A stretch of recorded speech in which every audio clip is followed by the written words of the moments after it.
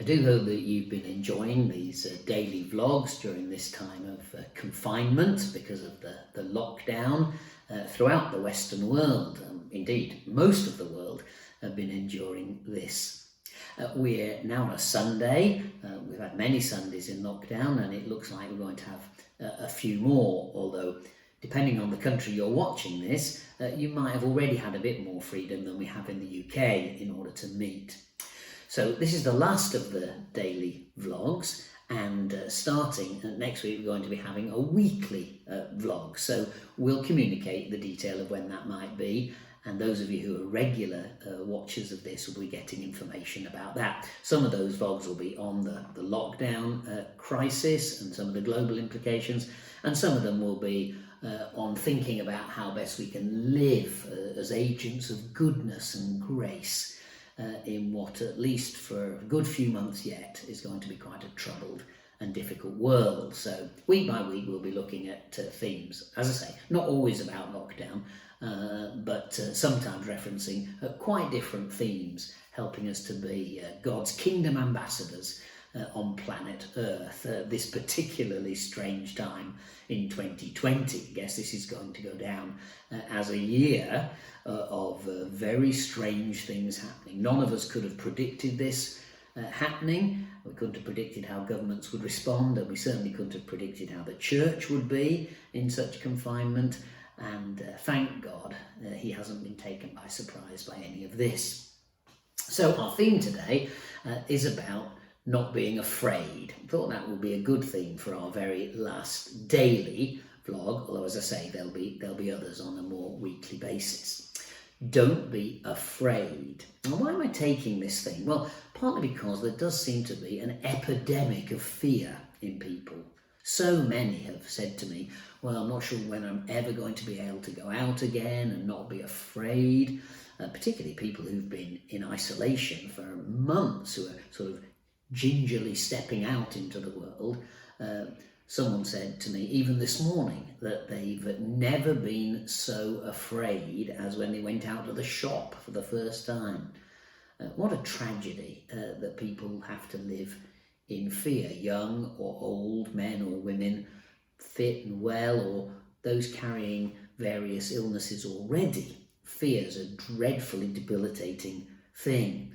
It leads to us being angry and out of control at times, or just driven into ourselves, and that's really not a good state of affairs.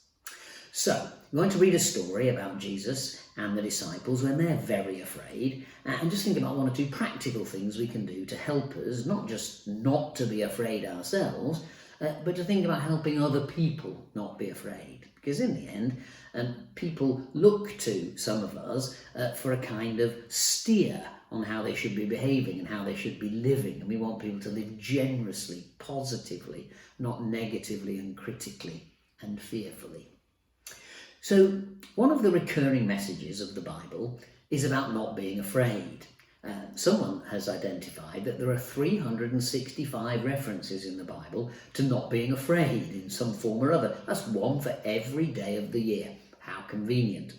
There are certainly at least 80 times when the phrase fear not occurs. So pretty seriously, this is a central message of the Bible for us, not just for today, but for every day. So here's the story, and it's in Luke's Gospel, and it's in chapter 8, verses 22 through to 28. One day, Jesus said to his disciples, let's go over to the other side of the lake. They're on the Sea of Galilee, as it's sometimes called Lake Gennesaret. It has a number of different names. It's in northern Israel. So they got into a boat and set out. And as they sailed, he fell asleep. No wonder he had heavy time of healing the sick and feeding the hungry and just generally doing ministry. He was tired. So he falls asleep in the boat. A squall came down on the lake, which apparently is not an uncommon feature of this part of Israel, the sea surrounded by these hills, often a place where storms come up pretty suddenly. And the boat was being swamped, and they were in great danger. Don't forget, these are fishermen, so they must have been used to being out on the lake, but still in a pretty bad storm, they're obviously afraid. The disciples went and woke him, saying, Master, Master, we're going to drown. Which might have been a bit of an exaggeration, but they clearly felt very vulnerable. He got up and rebuked the wind and the raging waters. The storm subsided and all was calm. Where is your faith? He asked his disciples.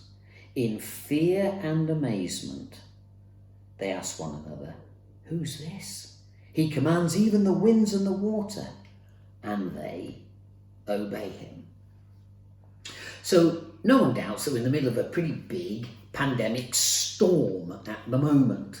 People are frightened of catching the disease, this coronavirus, and frightened too, less selfishly, of passing it on to others, particularly if they have elderly relatives or those who are ill somewhere near them.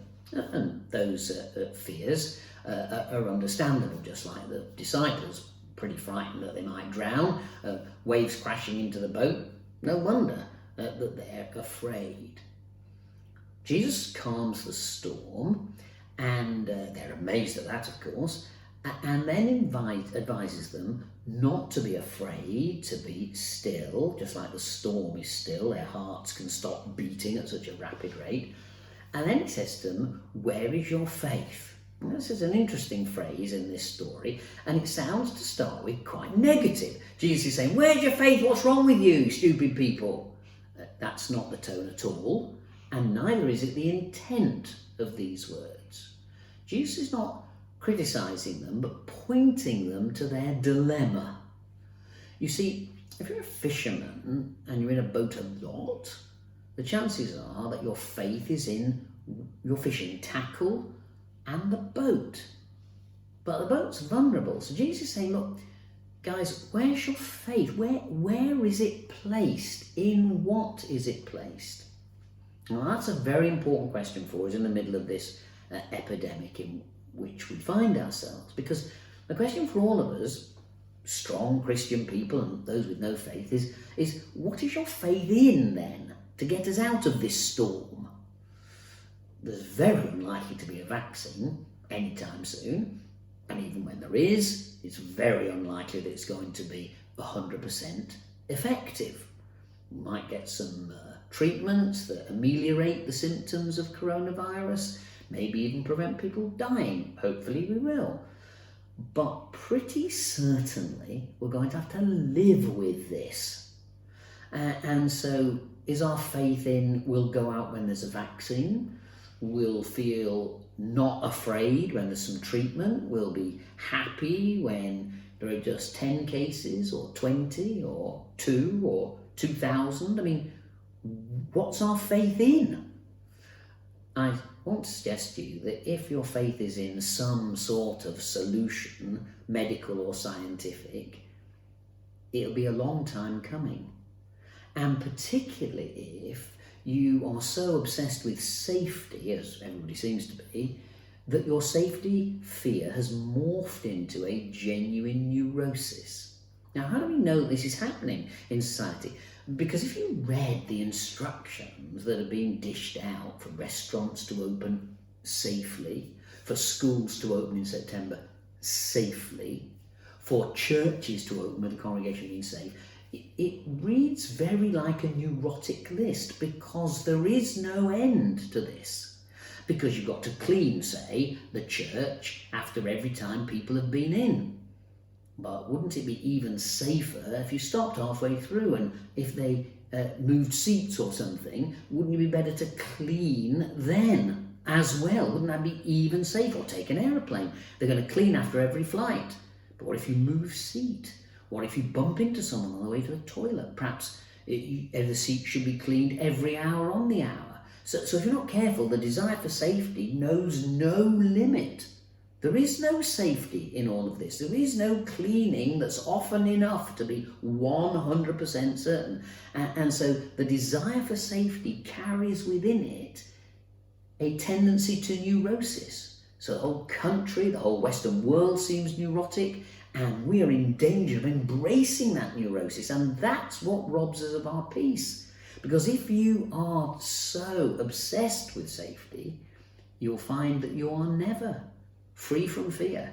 It's impossible. You can't, no such thing as 100% safety. There never was, there isn't now, and there won't ever be in the future. We're going to have to live with this thing in some form or other, and other diseases. And so the question that Jesus poses is a very important one. So what is our faith in? Where is it? Jesus says, I'm the one who can calm the storm, so have faith in me. That's what matters.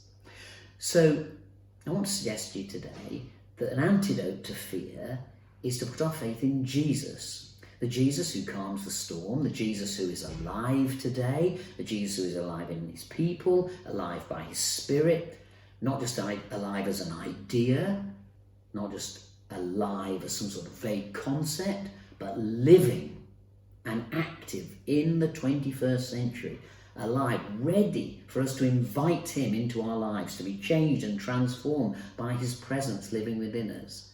Where's your faith? Where is it? Says Jesus. In what is it? Is it in something reliable like me and God and faith and eternity?